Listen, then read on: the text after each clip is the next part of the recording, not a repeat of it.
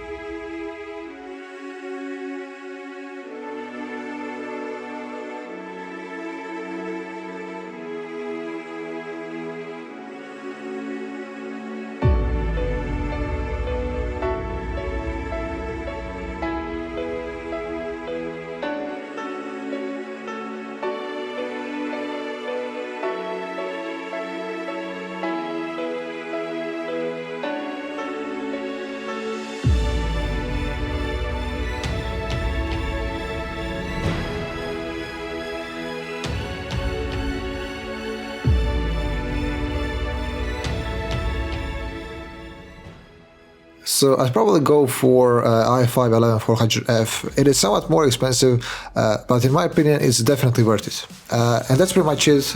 Let me know what you want me to compare next down in the comment section. Thank you so much for watching. Like, subscribe, and see you guys in the next one. Stay safe.